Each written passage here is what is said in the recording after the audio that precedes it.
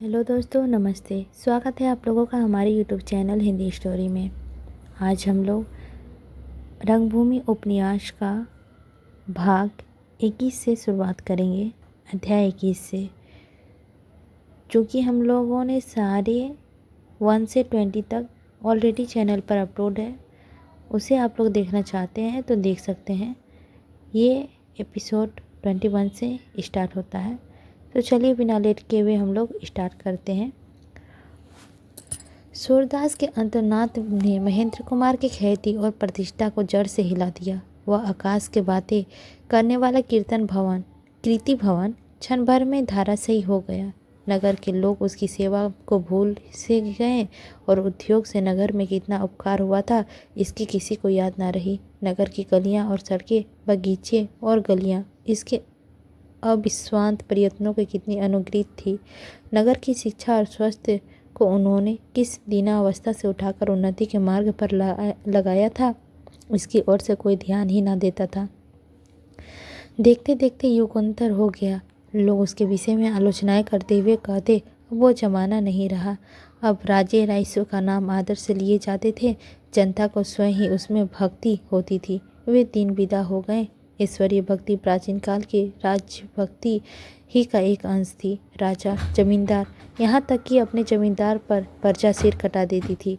यह सर्वमान्य नीति सिद्धांत था कि राजा भोगता है, राजा भोग्य है। यही सृष्टि का नियम था।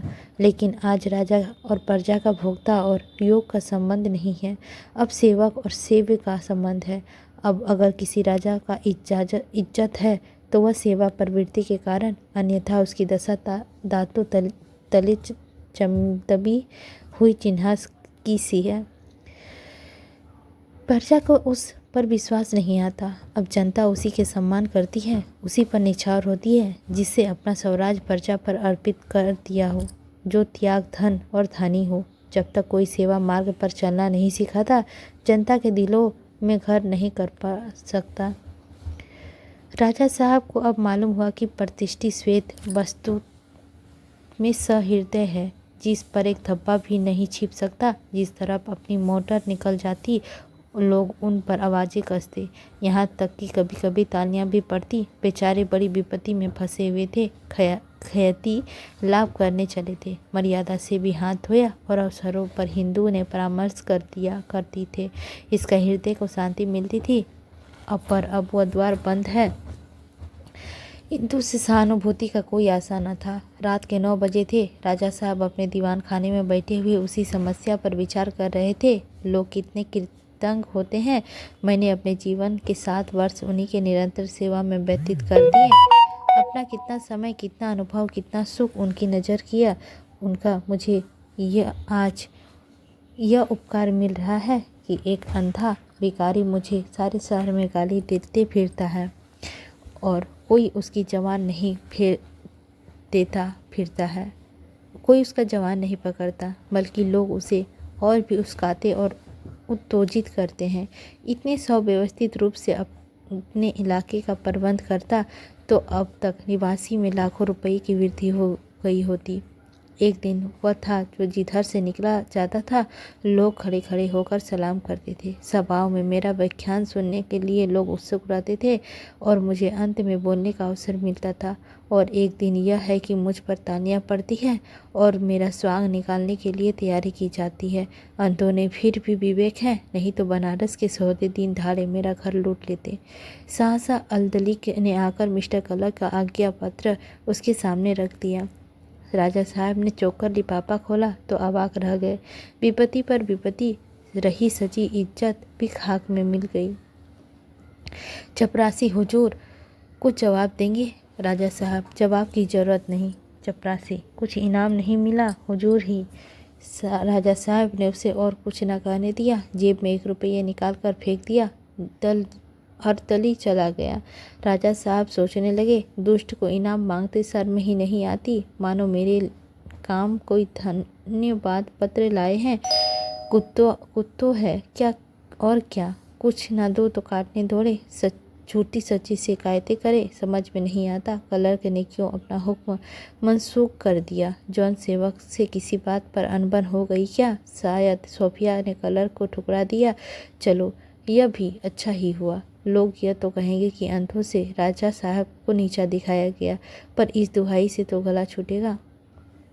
उसकी दशा इस समय उस आदमी की सी थी जो अपने मुंह पर जोर से घोड़े के भाग जाने पर खुश हो। अब हड्डियों की टूटने का भय तो नहीं रहा।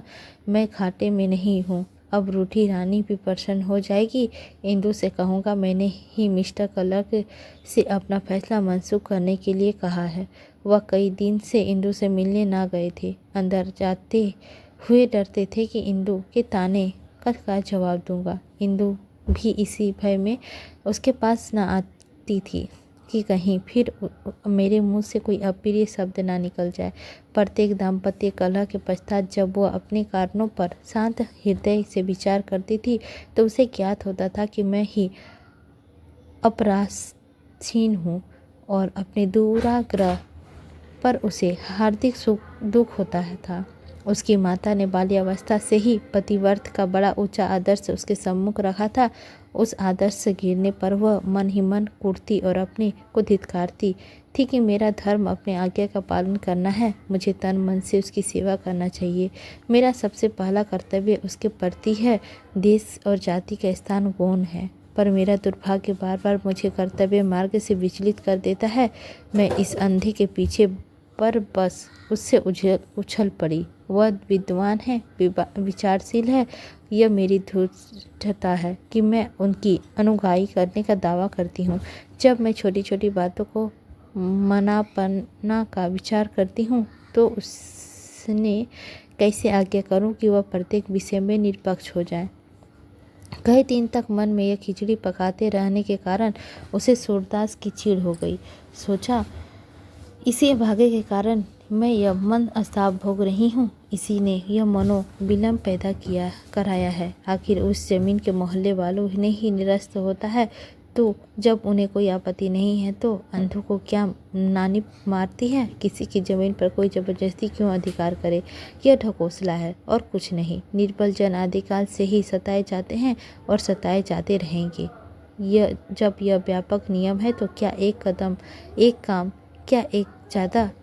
इन्हीं दिनों सूरदास ने राजा साहब को शहर में बदनाम करना शुरू किया तो उसके मतत्व का पलूडा बहुत तेजी से दूसरी ओर झुका। उसे सूरदास के नाम से चिढ़ हो गई। यह टके की आदमी और इतना साहस कि हम लोगों को सिर चढ़े। अगर साम्यवाद का यही अर्थ है तो ईश्वर हमें इससे बचाए। यह दिनों को फेर है, नहीं तो इससे क्या मजाल थी कि हमारे ऊपर छींटे उड़ाता। इंदु दीन जनों की दया कर सकती थी। दया में प्रभुत्व का भाव अंतर्गृहित है। न्याय कर सकती थी। न्याय की भांति साव्य पर है। सोचती यह उस बदमाश को पुलिस के हवाले क्यों नहीं कर देते। मुझसे तो यह अपमान ना हो सकेगा। परिणाम कुछ होता, पर इस समय तो बुरी तरह पेश आती है। देखने वाले को रोए खड़े हो जाते हैं। वह इन्हीं करतूत विचारों में पड़ी हुई थी कि सोफिया ने जाकर उसके सामने राजा साहब पर सूरदास का अन्याय करने का अपराध लगाया, खुली हुई धमकी दे दी। इंदु को इतना क्रोध आया कि सूरदास को पाती तो उसका मुंह नोच लेती। सोफिया के जाने के बाद वह क्रोध से भरा हुआ राजा साहब से मिलने आई, पर बाहर मालूम हुआ कि वह कुछ दिनों के लिए इलाके पर गए हुए हैं। ये दिन उसके बड़ी बेचैनी से काटे। अफसोस हुआ कि गए और मुझसे पूछा भी नहीं। राजा साहब जब इलाके से लौटे तो उन्हें मिस्टर क्लर्क का परवाना मिला। वह उस विचार कर रहे थे कि इंदु उसके पास गई और बोली इलाके पर गए और मुझे खबर तक ना हुई, मानो मैं घर में हूँ ही नहीं। राजा ने लज्जित होकर कहा ऐसा ही एक जरूरी काम था। एक दिन की भी देर हो जाती तो इलाके में फौजदार हो जाती। मुझे अब अनुभव हो रहा है कि तल्लुकादारों को अपने इलाके पर ना रहने की प्रजा में कितना कष्ट होता है। इलाके में रहते तो कम से कम इतनी बदनामी तो ना होती। अच्छा, मुझे तुम्हें भी मालूम हो गया। तुम्हारा कहना ना मानने पर मुझसे बड़ी भूल हुई। इस अंधे को ऐसी विपत्ति में डाल दिया है कि कुछ करते धरते नहीं बनता। सारा शहर में बदनाम कर रहा है। न जाने शहर वालों को इससे इतनी सहानुभूति कैसे हो गई। मुझे इसकी जरा भी आशंका न थी कि शहर वालों की मेरी विरोध करा कर देगा। मैंने तो जब सुना है कि अंधा तुम्हें बदनाम कर रहा है, तब से ऐसे क्रोध आ रहा है कि बस चले तो उसे जीता चुनवा दूँ। राजा साहब ने प्रसन्न होकर कहा, हम दोनों घूम घूम कर एक ही लक्ष्य पर आ पहुँचे। इस दुष्ट का ऐसा दंड देना चाहिए कि उम्र भर याद रखे। मिस्टर कलक ने इसका फैसला खुद ही कर दिया। सूरदास की ज़मीन वापस कर दी गई। इंदु को ऐसा मालूम हुआ ज़मीन धंस नहीं रही है और मैं उसमें समाये जा रही हूँ। यह दीवार न थाम लेती तो ज़रूर ही गिर पड़ती। सोफिया ने मुझे यूँ नीचा दिखाया है, मेरे साथ वह कूटनीति चली है। हमारी मर्यादा को धालू से मिलाना चाहती थी कि उसके कदम चूमूं, कदापि नहीं। उसने राजा साहब से कहा, अब आप क्या करोगे? कुछ नहीं, करना क्या है? सच पूछो तो मुझे इससे जरा भी दुख नहीं है। मेरा तो गला छूट गया। और हेटी कितनी हुई? हेटी जरूर हुई, पर इस बदनामी से तो अच्छी है। इंदु का मुखमंडल गर्व से तमतमा उठी। बोली, यह बात आपके मुँह में शोभा नहीं देती। यह नेक नामी बदनामी का प्रश्न नहीं है, अपनी मर्यादा रक्षा का प्रश्न है। आपकी कुल मर्यादा का आघात हुआ है, उसकी रक्षा करना आपका परम धर्म है, चाहे उसके लिए न्याय के सिद्धांतों की बलि ही क्यों न देनी पड़े। मिस्टर कलक की हस्ती ही क्या है। मैं किसी सम्राट के हाथों भी अपनी मर्यादा की हत्या ना होने दूंगी, चाहे उसके लिए मुझे अपना सर्व यहाँ तक कि प्राण देना पड़े। आप तुरंत गवर्नर के मिस्टर कलक का न्याय विरुद्ध हस्तक्षेप की सूचना दीजिए। हमारे पूर्वजों ने अंग्रेज की उस समय प्राण रक्षा की थी जब उसकी जानों में लाले पड़े हुए थे। सरकार उन्हें सांसों को मिटा नहीं सकती। नहीं, आप स्वयं जाकर गवर्नर से मिलिए, उनसे कहिए कि मिस्टर कलक के हस्तक्षेप में मेरा अपमान होगा, मैं जनता की दृष्टि से गिर जाऊंगा और शिक्षित वर्ग को सरकार के लेस मात्र विश्वास न रहेगा। साबित कर दीजिए कि किसी राइस का अपमान करना दिल लगी नहीं है। राजा साहब ने चिंतित स्वर से कहा, मिस्टर कलक से सदा के लिए विरोध हो जाएगा। मुझे आशा नहीं है कि उनके मुकाबले में गवर्नर मेरा पक्ष ले। तुम इन लोगों को जानती नहीं हो। इतनी अफसरी मतहती दिखाने भर की है। वास्तव में सब एक है। एक जो करता है सब उसका समर्थन करते हैं। व्यर्थ की हैरानी होगी। अगर गवर्नर ना सुने तो वायसराय की अपील कीजिए। विलायत जाकर वहाँ के नेताओं से मिलिए। यह कोई छोटी बात नहीं है। आपके सिर पर एक महान उत्तरदायित्व का भार आ पड़ा है। उसमें जो भर भी दबाना आपको सदा के लिए कलंकित कर देगा। राजा साहब ने 1 मिनट तक विचार करके कहा, तुम्हें यहाँ के शिक्षकों का हाल मालूम नहीं है। तुम समझती होगी कि वे मेरा सहायता करेंगे या कम से कम सहानुभूति ही दिखाएंगे, पर जिस दिन मैंने प्रत्यक्ष रूप से मिस्टर कलक से शिकायत की, उसी दिन से लोग मेरे घर आना जाना छोड़ देंगे। कोई मुंह तक ना दिखाएगा। लोग रास्ता कतरा कर निकल जाएंगे। इतना ही नहीं, गुप्त रूप से कलर्क ने मेरी शिकायत करेंगे और मुझे हानि पहुंचाने की कोई बात उठाना रखेंगे। हमारे भद्र समाज की नैतिक दुर्बलता अत्यंत लज्जाजनक है। सबके सब प्रत्यक्ष और अप्रत्यक्ष रूप से सरकार पर आश्रित है। जब तक उन्हें मालूम है कि हुक्म की मेरी मंत्री है, तब तक मेरा आदर सत्कार करते हैं। जिस दिन उन्हें मालूम होगा कि जिलाधीश का निगाह मुझसे फिर गई, उसी दिन से मान सम्मान की इति समझो। अपने बंधुओं की यही दुर्बलता और कुटिल स्वांग लुलुपता है जो हमारी निर्भीक, सत्यवादी और हिम्मत की धनी नेताओं को हताश कर देती है।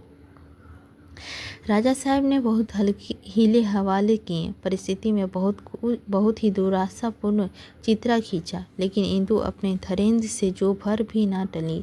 वह अपने हृदय में उस तरह सोए हुए भाव में जगाना चाहती थी जो कभी प्रताप और सांगा, टीपू और नाना के नाम पर लहालोट हो जाता था। वह जानती थी कि यह भाव प्रभुत्व प्रेम की घोर निंद्रा का मग्न है, मरा नहीं। बोली, अगर मान ले कि आपकी सारी शंकाएं पूरी हो जाए तो आपका सम्मान मिट जाए, सारा शहर आपका दुश्मन हो जाए, हुक्म आपका संदेह की दृष्टि से देखने लगे, यहाँ तक कि आपके इलाके में जब्त होने को नौबत भी आ जाए, तब भी मैं आपसे यही कहती जाऊंगी कि अपने स्थान पर अटल रहिए। यही हमारी सत्र धर्म है। आज ही यह बात समाचार पत्र में प्रकाशित हो जाएगी और सारी दुनिया नहीं तो कम से कम समस्त भारत आपकी उत्सुक नेत्रों में से दिखेगा और आप जातीय गौरव में कितने धैर्य, साहस और त्याग के साथ रक्षा करते हैं। इस संग्राम से हमारी हार भी महान विजय का स्थान पाएगी, क्योंकि वह पशु बल की नहीं, आत्मबल की लड़ाई है। लेकिन मुझे तो पूर्ण विश्वास है कि आपकी शंकाएं निपुण सिद्ध होगी। एक कर्मचारी के अन्याय की फरियाद सरकार के कानों में पहुंचकर आप उस सदृश राजभक्ति का परिचय देंगे, सरकार की उन न्याय रीति पर पूर्ण विश्वास की घोषणा करेंगे जो साम्राज्य के आधार है। बालक माता के सामने रोए, हट करे, मचले, पर माता का ममता सन मात्रा भी कम नहीं होती। मुझे तो निश्चय है कि सरकार आपके अपने न्याय और धाक जमाने के लिए आपका और भी सम्मान करेगी। जातीय आंदोलन के नेता प्राय उच्च कोटि की उपाधि में विभूषित किए जाते हैं और कोई कारण नहीं है कि आपको भी वह सम्मान प्राप्त हो। यह युवती राजा साहब को विचारणीय जान पड़ी। बोले, अच्छा सोचूंगा, इतना कहकर चले गए। दूसरे दिन सुबह जौन सेवक राजा साहब से मिलने आए, उन्होंने यही सलाह दी कि इस मुकाबले में जरा नाम भी दबना चाहिए। लड़ूंगा तो मैं, आप केवल मेरी पीठ ठोकते जाइए। राजा साहब को कुछ हंस हुई। 1 से 2 हुए। संध्या समय जब वह कुंवर साहब को सलाह लेने गए, उन्हीं की राय हुई कि डॉक्टर गांगुली तार द्वारा बुलाए गए। उन्होंने यहाँ तक कि जोर दिया कि आप चुप भी हो जाएंगे तो मैं व्यवस्था स्थापक सभा में इस विषय को अवश्य उपस्थित करूंगा। सरकार हमारे वाणिज्य व्यवसाय की ओर इतनी उदासीन नहीं रह सकती। यह न्याय अन्याय या मनापन का प्रश्न नहीं है, केवल व्यावसायिक प्रतिस्पर्धा का प्रश्न है। राजा साहब इंदु से बोले, भाई तुम्हारी ही सलाह पक्की रही, जान पर खेल रहा हूँ। इंदु ने उनसे श्रद्धा की दृष्टि से देखकर कहा, ईश्वर ने चाहा तो हमारी विजय होगी ही। इसी के साथ हमारा 21वां अध्याय समाप्त होता है। अब हम लोग 22वां अध्याय में प्रवेश कर रहे हैं। ताहिर अली ने पूरी आशा थी कि जब सिगरेट का कारखाना बनना शुरू हो जाएगा तो मेरी कुछ न कुछ तरक्की हो जाएगी। मिस्टर सेवक ने उन्हें इसका वचन दिया था। इस आशा के सिवा उन्हें अब तक ऋणों को चुकाने का कोई उपाय नजर न आता था, जो दिनों रात बरसात की घास के समान बढ़ते जाते थे। वह स्वयं इतनी किफायत से रहते थे। ईद के अतिरिक्त कदाचित और कभी दूधा उनके कंठ के नीचे न जाता था। मिठाई उसके लिए हराम थी। पान तंबाकू का उन्हें शौक ही न था, किंतु वह खुद चाहे कितनी ही फरियाद करे, घर वालों की जरूरत में कोई काट कपट करना अन्याय विरुद्ध समझते थे। जेबन और रखिया अपने लड़कों के लिए दूधा लेना अवश्य समझती थी। कहती, यही तो लड़कों का खाने पीने का उम्र है, इसी उम्र में तो उनकी हड्डियां चौड़ी चाकरी होती है, दिल और दिमाग बढ़ते हैं। इस उम्र में लड़कों को मुकबली खाना ना मिले तो सारी जिंदगी बर्बाद हो जाती है। लड़कों के विषय में यह कथन सत्य हो या नहीं, पर पान तंबाकू के विषय में ताहिर अली की विस्मितता जिस युवती का प्रतिपादन करता था, उसकी समृद्धता स्वयं सीधी ये थी कि स्त्रियां का बगैर निवरा नहीं हो सकता। कोई देखे तो कहे, क्या इसके यहाँ पान का मैस पर नहीं? यही तो अब सफारत की एक निशानी रह गई है। ममाएं नहीं, ख्वाहिशें नहीं, तो क्या पान से भी गए? मर्दों का पान तो ऐसी जरूरत नहीं, उन्हें हकीमों से मिलना जुलना पड़ता है, पराई बंदगी करते हैं, उन्हें पान की क्या जरूरत। विपत्ति यह थी कि महिर और जबीर की मिठाइयाँ खाकर ऊपर से दूध पीते और सबीर और नसीमा खड़े मुंह ताका करते। जेबन बेकम कहती, इसे गुड़ का बाप कल्लू ही, खुदा ने फसल से जिंदा है, सबको खिलाकर खाएंगी तभी खिलाना कहलाएंगे। सब कुछ तो उन्हीं की मुट्ठी में है, जो चाहे खिलाएं जैसे चाहे रखे, कोई हाथ पकड़ने वाला है। वे दोनों दिन भर बकरी की तरह पान चबाया करती। कुलसुम को भोजन के पश्चात एक बीड़ा भी मुश्किल से मिलता था। अपनी इन जरूरतों को ताहिर अली से पूछने या चादर देखकर पाँव फैलाने की जरूरत न थी। प्राप्त काल था, चमड़े की खरीद हो रही थी, सैकड़ों चमार बैठे चीलम पी रहे थे। यही एक समय था जब ताहिर अली को अपने गौरव में कुछ आनंद मिलता था। इस वक्त उन्हें अपने महत्व का हल्का सा नशा हो जाता था। एक चमार द्वार पर झाड़ू लगाता, एक उसका तख्त साफ करता, एक पानी भरता, किसी को साग सब्जी लाने के लिए बाजार भेज देते और किसी से लकड़ी चिढ़ाते। इतने आदमियों में अपनी सेवा का तत्पर देखकर उन्हें मालूम होता था कि मैं भी कुछ हूँ। उधार जैनाब की रखिया पर्दे में बैठी पानदान का खर्च वसूल करती। साहब ने ताहिर अली के दस्तूरी लेने से मना किया था, स्त्रियों को पान पत्तों का खर्च लेने के निषेधा न किया था। इस आमदनी में दोनों ने अपने अपने लिए गहने बनवा लिए थे। ताहिर अली इस रकम का हिसाब लेना छोटी बात समझते थे। इसी समय जगधर आकर बोला, मुंशी जी, हिसाब कब तक चुकता कीजिएगा? मैं कोई लखपति थोड़े ही हूँ कि रोज रोज मिठाई देता जाऊँ, चाहे दम मिले या ना मिले। आप जैसे दो चार ग्राहक और मिल जाए तो मेरा दिवाला ही निकल जाए। लाइए रुपए दिलवाइए, अब हीला हवाला ना कीजिए। गाँव मोहल्ले में बहुत मोरियत कर चुका, मेरे सिर पर भी तो महाजन का लहंगा तंगा है। यह देखते कागज हिसाब कर दीजिए। देनदारों के लिए हिसाब का कागज यमराज का परवाना है। वे उनकी ओर ताकने का साहस नहीं कर सकते। हिसाब देखने का मतलब रुपए अदा करना। देनदार ने हिसाब का चिट्ठा हाथ में लिया और पान वाले के हृदय आशा के विपरीत विकास हुआ। हिसाब का परत हाथ में लेकर फिर कोई हीला नहीं किया जा सकता। यही कारण था कि देनदारों के खाली हाथ हिसाब देखने का साहस नहीं होता। ताहिर अली ने बड़ी नम्रता से कहा, भाई, हिसाब सब मालूम है, अब बहुत जल्द तुम्हारा बकाया साफ हो जाएगा, 2-4 दिन और सब्र करो। जगधर, कहाँ तक सब्र करूं? 2-4 दिन करते करते तो महीने हो गए। मिठाई खाते वक्त तो मीठी मालूम होती है, दाम देते क्यों कड़वाहा लगता है। ताहिर बिरादर, आजकल जरा तंग हो गया हूँ, मगर अब जल्द कारखाने का काम शुरू होगा, मेरी भी तरक्की होगी, बस तुम्हारी एक एक कौड़ी चुका दूंगा। जगधर, ना साहब, आज तो मैं रुपए लेकर ही जाऊंगा। महाजन के रुपए ना दूंगा तो आज मुझे छटाक भर भी सौदा ना मिलेगा। भगवान जानते हैं, जो मेरे घर में टका भी हो, यह समझिए कि आप मेरा नहीं अपना दे रहे हैं। आपसे झूठ बोलता हूँ तो जवानी कम ना आए। रात बाल बच्चे भूखे ही सो रहे, सारे मोहल्ले में सदा लुगाई, किसी ने 4 आने पैसे ना दिए। चमारों की चौधरी जगधर पर दया आ गई। ताहिर अली ने बोला, मुंशी जी, मेरा परवाना इन्हीं को दे दीजिए, मुझे 2-4 दिन में दीजिएगा। ताहिर, जगधर, मैं खुदा का गवाह करता हूँ कि मेरे पास रुपए नहीं है, खुदा के लिए 2-4 दिन ठहर जा। जगधर, मुंशी जी, झूठ बोलना काय खाना है। महाजन के रुपए आज न पहुँचे तो कहीं का नहीं रहूँगा। ताहिर अली ने घर में आकर कुलसुम से कहा, मिठाई वाला सिर पर सवार है, किसी तरह टालता ही नहीं, क्या करूं? रोकड़ में से 10 रुपए निकाल कर दे दूं। कुसुम ने चिढ़कर कहा, जिसके दाम आते हैं वह सिर पर सवार होगा ही। अम्मा जान से ही क्यों नहीं मांगते? मेरे बच्चों को तो मिठाई नहीं मिली, उन्होंने उचक उचक कर खाया खिलाया है, वे दाम देने में बैठ क्यों भीगी बिल्ली बनी बैठी हुई है। ताहिर, इस मामले तो मैं तुमसे बात करता नहीं, रोकड़ से लोकर से ले लेने का क्या हर्ज है, तनख्वाह मिलते ही जमा कर दूंगा। कुसुम, खुदा के लिए कहीं यह गजब ना करना, रोकड़ को काला साफ समझो, कहीं अब भी साहब रकम की जांच करने लगे तो। ताहिर, अजीज नहीं, साहब को इतनी फुर्सत कहाँ है कि रोकड़ मिलाते रहें। कुसुम, मैं अमानत की रकम छूने को ना कहूँगी, ऐसा ही है तो नसीबा का तोक उतर कर कहीं गिरा दो और मैं तो मेरे लिए कुछ नहीं हो सकता। ताहिर अली का दुख तो बहुत हुआ, पर कहते क्या? नसीमा का तौक निकालते थे तो रोते थे। कुसुम उसे प्यार से कहती और फुसलाकर कहती, क्या उन्हें नया तौक बनवाने जा रहे हैं?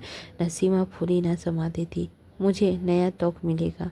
तौक माल के लिए हुए ताहिर अली बाहर निकले और जगदर को अलग ले जाकर बोले, भाई, इसे ले जाओ, कहीं गिरो रखकर अपना काम चलाओ, घर में रुपए नहीं है। जगदर, उधार सौदा बेचना पाप है, पर क्या करूं, नगद बेचने लगूं तो घूमता ही रह जाऊं। यह कहकर उसने सुसकुताते हुए तौक ले लिया और पछताता हुआ घर चला गया। कोई दूसरा आदमी अपने ग्राहक को इतना दिख करने के रुपए ना वसूल करता। उसे लड़की पर दया आ जाती, जो मुस्कुराकर कह देती, मेरा तो कब बना कर लाओगे। परंतु जगधर गृहस्थी में असहाय भार के कारण उसे कहीं असंजन बनाने पर मजबूर था, जितना वह वास्तव में था। जगधर को गए आधे घंटे बिना गुजरा था कि बजरंगी तैयारी बदले हुए आकर बोला, मुंशी जी, रुपए देने हो तो दे दीजिए, नहीं तो कह दीजिए। बाबा, हमसे नहीं हो सकता, बस हम सब्र कर ले, समझ लें कि एक गाय नहीं लगी, रोज रोज दौड़ते क्यों हैं। ताहिर दर जैसे कितने दिनों तक सब्र किया है। थोड़े दिन और करो, खुदा ने चाहा तो आपकी तुम्हारी एक पाई भी ना रहेगी। बजरंगी, ऐसे वादे तो आप 20 पार कर चुके हैं। ताहिर, अब की पक्का वादा करता हूँ।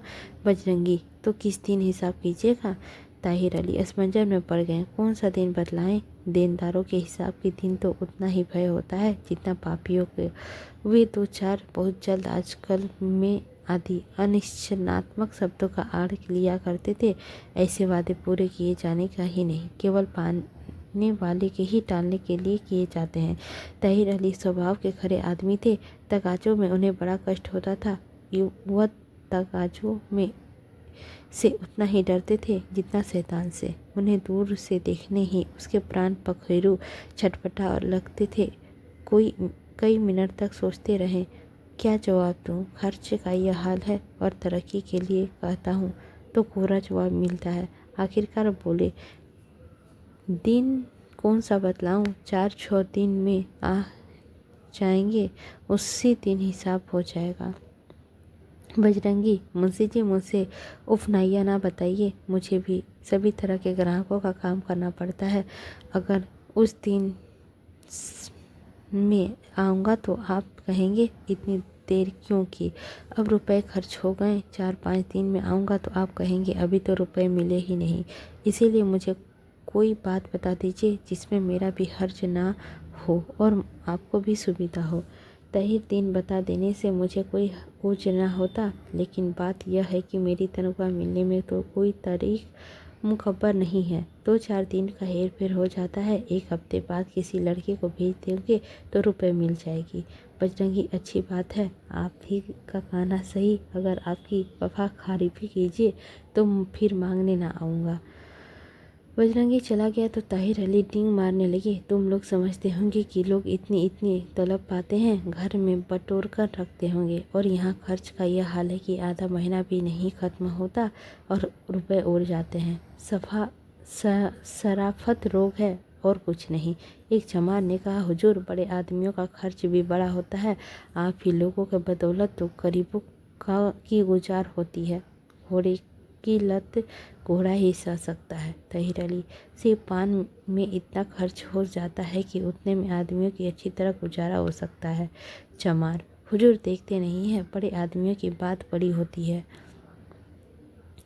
ताहिर अली के आंसू अच्छी तरह से पूछने पाए थे कि सामने ठाकुरदीन आता हुआ दिखाई दिया। बेचारे पहले ही कोई बहाना सोचने लगे। इतने में उसने आकर सलाम किया और बोला, मुंशी जी, कारखाने में कब से हाथ लगेगा? ताहिर, मसाला जमा हो रहा है, अभी इंजीनियर ने नक्शा नहीं बनाया है, इसी वजह से थोड़ी देर हो रही है। ठाकुरदीन, इंजीनियर ने भी कुछ किया होगा, बड़ी बेमानी जात है हुजूर। मैंने भी कुछ दिन ठेकेदारी की है, जो कमाता था इंजीनियरों को खिला देता था। आखिर घबरा कर छोड़ बैठा। इंजीनियर के भाई डॉक्टर होते हैं, रोगी चाहे मरता हो, फिर फीस लिए बिना बात ना सुनेंगे। फीस के नाम से रियासत भी करेंगे और गाड़ी के भी किराए और दवा का दाम भी कस लेंगे। हिसाब का परत दिखाकर जरा इधर भी एक निगाह हो जाए। ताहिर, सब मालूम है, मुझे गलत थोड़े ही लिखा होगा। ठाकुरदीन, हुजूर, इनाम है तो सब कुछ है, साथ कोई ना जाएगा तो मुझे क्या हुक्म होता है? ताहिर, 2-4 दिन का मोहलत दो। ठाकुरदीन, जैसी आपकी मर्जी हुजूर। चोरी हो जाने से लाचार हो गया, नहीं तो 2-4 रुपए की कौन बात थी। उस चोरी के तबाह हो गया, घर में फूटा लोटा तक ना बचा, थाने को मोहताज हो गया हुजूर।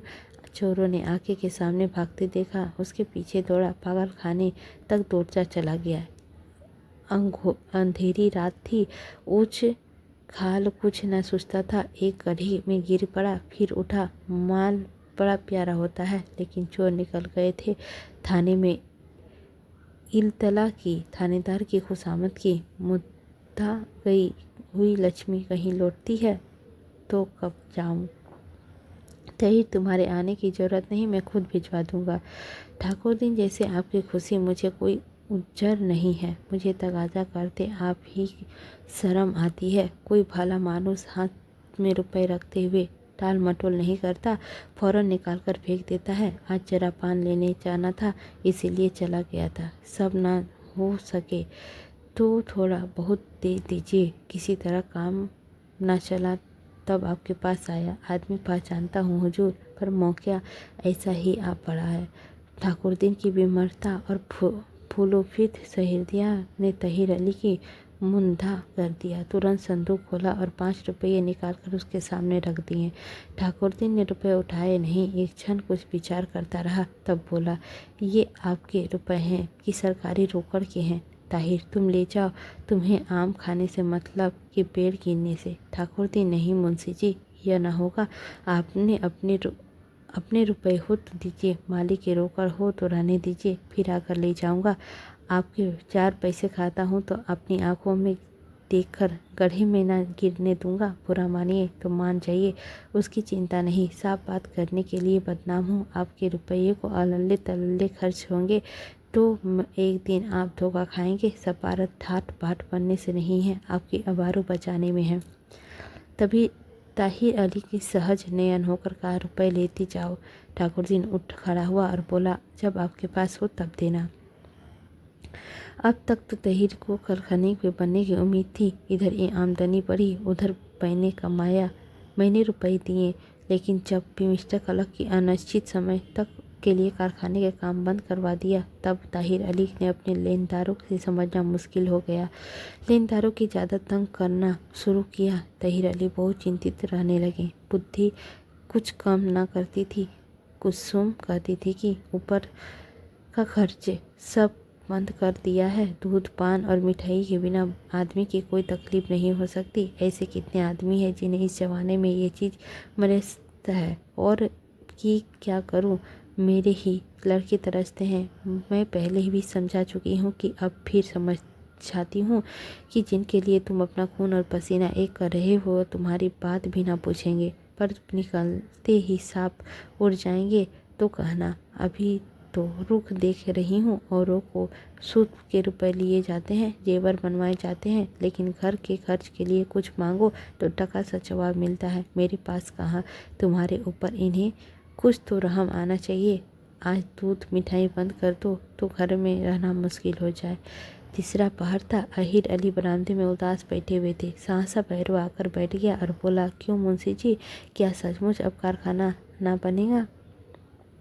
ताहिर, क्यों ना बनेगा, क्यों नहीं, अब थोड़े दिनों के लिए रुक गया है। भैरव, मुझे तो बड़ा आशा थी कि कारखाना बन गया तो मेरा बिक्री बट्टा बढ़ जाएगा। दुकान की बिक्री बिल्कुल मंदी है। मैं चाहता हूँ कि यहाँ सवेरे थोड़ी देर बैठा करूँ। आप मंजूर कर ले तो अच्छा हो। मेरी थोड़ी बहुत बिक्री हो जाएगी। आपको भी पान खाने के लिए कुछ नज़र ना कर दिया करूँगा। किसी के समय ताहिर अली की भैरव को डांट बताई होती। ताड़ी की दुकान खोलने की आज्ञा देना उसके धर्म विरोध था, पर इस समय रुपए की चिंता उसके असमंजन में डाल दिया। इससे पहले की थाना भाव के कारण उसके कर्म और सिद्धांतों में कई बार संग्राम हो चुका था और प्रत्येक अवसर पर उन्हें सिद्धांतों से ही खून करना पड़ता था। आज वही संग्राम हुआ और फिर सिद्धांतों का परिस्थितियों के सामने सिर झुका दिया। सोचने लगे, क्या करूं, इनमें मेरा क्या कसूर? मैं किसी बेजा खर्च के लिए सरा वो नहीं तोड़ रहा हूँ। हालत ने मुझे बेबस कर दिया है। कुछ छेपते हुए बोले, यहाँ ताड़ी की बिक्री ना होगी। भैरव, हुजूर, बिक्री तो ताड़ी की महक से होगी। नशेबाजों की ऐसी आदत होती है कि ना देखें तो चाहे बरसों ना पिए, पर नशा सामने देखकर उससे नहीं रहा जाता। ताहिर, मगर साहब के हुक्म के बगैर मैं कैसी इजाज़त दे सकता हूँ? भैरव, आपकी जैसी मर्जी। मेरी समझ में तो साहब से पूछने की ज़रूरत ही नहीं। मैं कौन यहाँ दुकान रखूँगा? सवेरे एक खड़ा लाऊंगा, खड़ी भर में बेचकर अपनी राह लूँगा। उन्हें खबर ही ना होगी कि यहाँ कोई ताड़ी बेचता है। ताहिर, नमक हरामी सिखाते हो क्यों? भैरव, हुजूर, इसमें नमक हरामी काहे की? अपने दाँत पर कौन नहीं लेता? सौदा पड़ गया। भैरव एक मुफ्त 15 रुपये देने में राजी हो गया। जाकर सौभाग्य से बोला, देख सौदा कराया ना, तू कहती थी वह कभी ना मानेंगे। इस्लाम है, उनके यहाँ ताड़ी शराब मना है, पर मैंने कह दिया ना, इस्लाम हो चाहे ब्राह्मण हो, धर्म कर्म किसी का नहीं रह गया। रुपए पर सभी लपक पड़ते हैं। ये मियाँ लोग बाहर ही के उजले कपड़े पहने दिखाई देते हैं। घर में भूंगी भांग नहीं होती। मियाँ के पहले तो दिखने में इधर उधर किया, पर 15 रुपये में राजी हो गए। 15 रुपये तो 15 दिन में सीधे हो जाएंगे। सुभागी पहले घर के मालिक किन बनना चाहती थी, इसीलिए रोज डंडे खाती थी। अब वह घर भर की दासी बनकर मालकिन बनी हुई है। रुपए पैसे उसी के हाथ में रहते हैं। सास जो उसकी सूरत से जलती थी, दिन में 100 बार उसे आशीर्वाद देती है। सुभागी ने झटपट रुपए निकालकर भैरव को दिए। शायद दो बिछुए हुए मित्र से की तरह टूटकर गले न मिलते होंगे, जैसे शहीद अली इन रुपए को देखकर टूटे। रकम छोटी थी, इन्हें बादले में उन्हें अपना धर्म की हत्या करनी सी पड़ी थी। लेन देन अपने अपने रुपए ले गए। तहीर अली ने सिर का बोझ हल्का हुआ, मगर उन्हें बहुत रात तक नींद न आई। आत्मा की आयु दीर्घ होती है, उसका गला काट दिया जाए तो यह प्राण नहीं निकलता। इसी के साथ हमारा यह अध्याय समाप्त होता है। अब हम लोग भाग 23 में प्रवेश करेंगे। अब तक सूरदास शहर के हकीमों के अत्याचार की दुहाई देता रहा। उसके मोहल्ले वाले जौन सेवा की हितैषी होने पर भी उसे सहानुभूति करते रहे। निर्बलों के प्रति स्वभावतः करुणा उत्पन्न हो जाती है, लेकिन सूरदास की विजय होती ही यह सहानुभूति संपर्तक के रूप में प्रकट हुई। यह शंका पैदा हुई कि सूरदास मन में हम लोगों को तुच्छ समझ रहा होता, कहता होगा, मैंने राजा महेंद्र कुमार सिंह जैसे नीचा दिखा दिया, उसका गर्व चूर चूर कर दिया, तो ये लोग किस खेत की मूली है। सारा मोहल्ला उसके मन में ही मन खार खाने लगा। केवल एक ठाकुर दिन था जो अब भी उसके पास आया जाया करता था। उसे अब यकीन हो गया था कि सूरदास की अवश्य किसी देवता का इष्ट है। उसे जरूर कोई मंत्र सिद्ध किया है, नहीं तो उसकी इतनी कहाँ मजाल कि ऐसे ऐसे प्रतापी आदमियों को सिर झुका देता। यहाँ लोग कहते हैं जंतरा मंत्रा सब ढकोसला है। यह कौतूर देकर भी उनकी आंखें नहीं खुलती। सूरदास के स्वभाव में भी अब कुछ परिवर्तन हुआ। धैर्यशील से वह पहले ही था और न्याय और धर्म के पक्ष में कभी कभी उसमें क्रोध भी आ जाता था। अब उसने अग्नि सी ले सांस भी ना रहा। क्रूर था जिस पर सभी कूदते फिरते हैं। मोहल्ले वाले राहत चलते उसे छेड़ते, आवाज़ें कसते, ताने मारते, पर वह किसी को जवाब न देता। सिर झुकाए भीख मांगने जाता और चुपके से अपनी झोपड़ी में आकर पड़ा रहता। हाँ, मिठुआ के मिजाज न मिलते थे। किसी से सीधो मुँह बात न करता। कहता यह कोई ना समझे कि अंधा भीख मांगता है। अंधा बड़े बड़ों की पीठ पर ढालू लगा देता है। पर बस लोगों को छेड़ता, भले आदमियों की बरतराव कर बैठता। अपने हम चुलियों को कहता, चाहो तो सारे मोहल्ले को बंधवा दो। किसान के खेतों की बेडाचक चने, मटर, मूली, गाजर उखाड़ लाता। अगर कोई टोकता तो उसे लड़ने को तैयार हो जाता। सूरदास को नित्य उहाने मिलने लगे। वह अकेले में मिठुआ को समझाता, पर उस पर कुछ असर न होता था। अनर्थ यह था कि सूरदास ने निर्ममता और सहानुभूति पर तो किसी का निगाह ही न जाती थी। मिठुआ को लंतरानियों और दुष्टाओं पे सभी की निगाह पड़ती थी। लोग यहाँ तक कह जाते कि सूरदास ने इसे ही सिर पर चढ़ा लिया हुआ है। बछवा खूंटी ही के बल कूदता है। ईर्ष्या बाल गिराओं को भी कपट नीति समझती है। आजकल सोफिया मिस्टर कलक के साथ सूरदास के अक्सर मिला करती थी। वह नित्य उसे कुछ न कुछ देती और उसकी दिलजोई करती। पूछती रहती, मोहल्ले वाले या राजा साहब के आदमी तुम्हें दिख तो नहीं कर रहे हैं। सूरदास जवाब देता, मुझ पर सब लोग दया करते हैं, मुझे किसी की शिकायत नहीं है। मोहल्ले वाले समझते हैं थे वह बड़े साहब से हम लोगों की शिकायत करता है। अनुचित भाव से भाव प्रकट भी करते। सया भये कहते, सया भये कोतवाल सब डरे काहे का। प्यादे की फर्जी भयो टेढ़ो टेढ़ो जाए। एक बार किसी चोरी के संबंध में नयकराम के घर में तलाशी हो गई। नयकराम का संदेह हुआ कि सूरदास ने यह तीर मारा है। इसी भांति एक बार भैरव से अब करी ने दरोगा ने जवाब तलब किया। भैरव ने शायद नियम के विरुद्ध आधी रात तक दुकानें खोली रखी थी। भैरव की यह सुबह सूरदास को नहीं हुआ, इसी पर वह चिंगारी छोड़ी थी। इन लोगों को संदेह हुआ कि सूरदास को बहुत दुख ना हुआ, लेकिन जब सुभागी खुल्लाम खुल्ला उसे लज्जित करने लगी तो उसे बहुत दुख हुआ। उसे विश्वास था कि कम से कम सुहागी तो मेरी नियत का हाल मालूम है, उसे मुझको इन लोगों पर अन्याय से बचाना चाहिए था, मगर उसका मन भी मुझसे फिर गया। इस बात ही कई महीने गुजर गए। एक रात को सूरदास खा पी कर लेटा हुआ था। किसी ने आकर चुपके से उसका हाथ पकड़ा। सूरदास चौंका, पर सुभागी की आवाज़ पहचान कर बोला, क्या कहती है? सुभागी, कुछ नहीं, जरा मड़ैये में चलो, तुमसे कुछ कहना है। सूरदास उठा और सुभागी के साथ झोपड़ी में आकर बोला, क्या कहती है? अब तो तुझे भी मुझसे बैर हो गया है। गालियाँ देती फिरती है, चारों ओर बदनाम कर रही है। बतला, मैंने तेरे साथ कौन सी बुराई की थी? क्यों तूने मेरी बुराई पर कमर बांध ली और लोग मुझे भला बुरा कहते हैं? मुझे रज नहीं होता, लेकिन जब मुझे ताने देते सुनता है तो मुझे रोना आता है। कलेजे की पीड़ा सी होने लगती है। जिस दिन भैरव की तबली हुई थी, तुझे कितना कोसा था?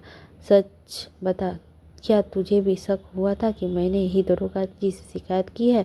क्या तू मुझे इतनी नीच समझती है? बता। सुभागी ने करुणावंत कंठ से उतार दिया, और तुम्हारा जितना आदर करती हूँ उतना और किसी के नहीं।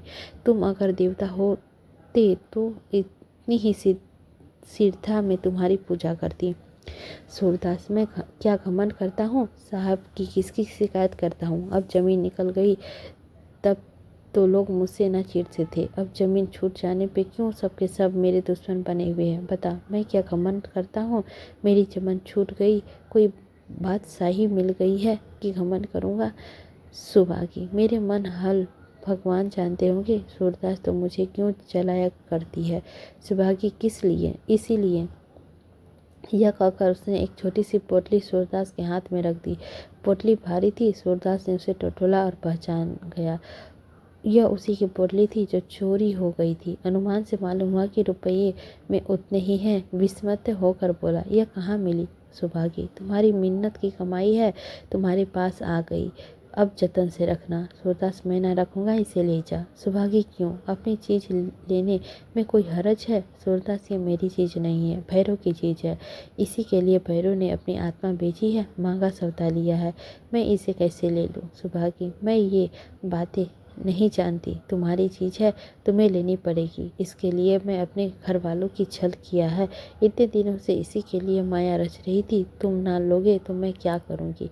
सूरदास, भैरव को मालूम हो गया तो तुम्हें जीता ना छोड़ेगा। सुभागी, उन्हें ना मालूम हो पाएगा, मैंने इसका उपाय सोच लिया है। यह कहकर सुभागी चली गई। सूरदास को और तर्क वितर्क करने का मौका न मिला। बड़े असमंजन से पड़ा, ये रुपये लेकर क्या करूँ? यह थैली मेरी है, यह नहीं, अगर भैरव ने इसे खर्च कर दिया होता तो क्या चोर के घर चोरी करना पाप है? क्या मैं अपने रुपये के बदले एक सिक्का ले सकता हूँ? सुभागी मुझ पर इतनी दया करती है, वह इसीलिए मुझे ताने दिया करती थी कि यह भेद ना खुलने पाए। वह इसी उधोड़ बुन पे पड़ा हुआ एकाएक चोर चोर की शोर सुनाई दिया। पहली ही नींद थी, लोग गाफिल सो रहे थे। फिर आवाज़ आई, चोर चोर। भैरव की आवाज़ थी। सूरदास समझ गया सुभागी ने ही प्रचंड रचा है। अपने द्वार पर पड़ा रहा। इतने में बजरंगी की आवाज़ सुनाई दी, किधर गया किधर? यह कहकर वह लाठी के अंधोरे में एक तरफ दौड़ा। नायक के घर से निकले और किधर किधर करते हुए दौड़े। रास्ते में बजरंगी की मुठभेड़ हो गई। दोनों ने एक तरफ को चोर समझा, दोनों ने एक वार किया और दोनों की चोट खाकर गिर पड़े। जरा देर के बहुत से आदमी जमा हो गए। ठाकुर जी ने पूछा, क्या क्या ले गया? बहुत अच्छी तरह देख लेना, कहीं छत में न चिमटा हुआ हो चोर। दीवार से ऐसा चिमट जाते हैं कि दिखाई नहीं देता। सुभागी, हाय, मैं तो लूट गई। अभी तो बैठे बैठे अम्मा का पाँव दबा रही थी, इतने में न जाने मुआ कहाँ से आ पहुँचा। भैरव चिराग से देखकर सारी जमा चंदा लूट गई। हाय राम। सुभागी, हाय, मैंने उसकी परछाई देखी तो समझी यही होंगे। जब अब उसके संदूक का हाथ बढ़ाया तो भी समझी यही होंगे। ठाकुर दिन खरबरेल में चढ़कर आया होगा। मैंने यहाँ जो चोरी हुई थी उसमें भी चोर सब खपरेल में चढ़कर आते थे। इतने में बजरंगी आया, सिर पर रुधिर बह रहा था। बोला, मैंने उसे भागते देखा, लाठी लगाई, उसने भी वार किया। मैं तो चक्कर खाकर गिर पड़ा, पर उसने ऐसे हाथ पड़ा कि मैं सिर फूल गया होगा। सहसा नयकराम हाय हाय करते आए और जमीन पर गिर पड़े। सारी देह खून से तर थी। ठाकुर दिन, पंडित जी, तुमसे भी उसका सामना ना हो गया क्या? नयकराम की निगाह बजरंगी की ओर गई। बजरंगी ने नयकराम की ओर देखा। नयकराम के दिल में कहा, पानी का दूधा बनाकर बेचते हो, अब यह दंग निकाला है। बजरंगी ने दिल में कहा, छंदात्रियों को लूटते हो, अब मोहल्ले वालों पर भी हाथ साफ करने लगे। नयकराम, हाँ भाई, यही गली में तो मिला, बड़ा भारी जवान था। ठाकुर दिन, अभी तो अकेले 2 आदमियों को घायल कर गया। मेरे घर में जो चोर बैठे थे वे सब देव मालूम होते थे। ऐसे ढील ढूल के तो आदमी ही नहीं देखे। मालूम होता है तुम्हारे ऊपर उसका भरपूर हाथ था पड़ा। नयकराम, हाथ मेरा भी भरपूर पड़ा है। मैंने उसे गिरते देखा।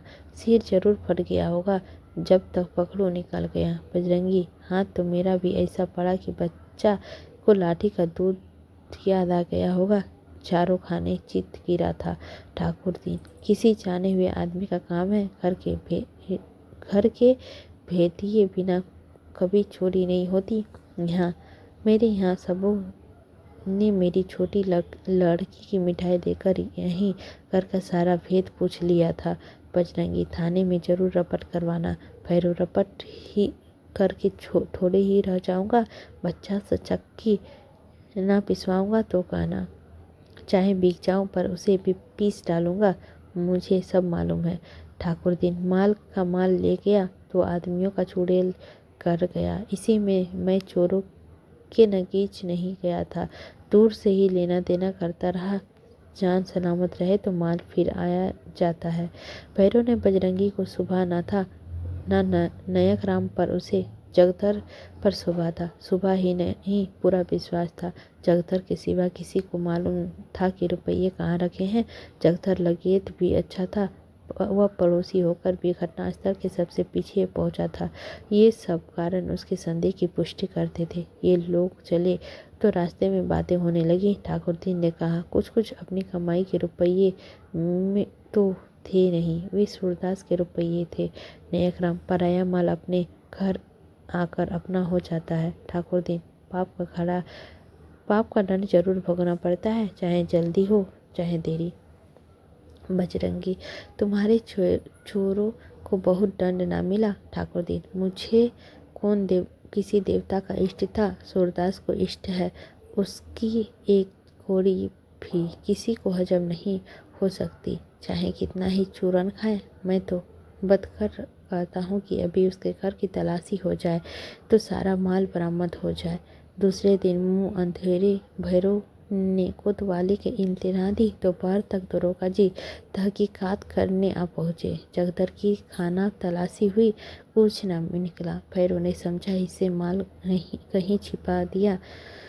उस दिन से भैरव के सिर एक भूत सा सवार हो गया। वह सवेरे ही दरोगा जी के घर पहुंच जाता, दिन भर उसकी सेवा टटल किया करता, चिलम भरता, पैरों दबाता, घोड़े के लिए घास छील लाता, थाने की चौकीदारों से खुशामद करता। अपनी दुकान पर बैठा हुआ सारे दिन इसी चोरी की चर्चा किया करता। क्या कहूँ, मुझे कभी ऐसे नींद ना आती थी। उस दिन न जाने कैसे सो गया।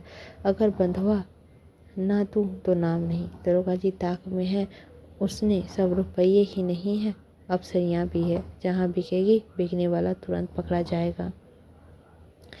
सने सने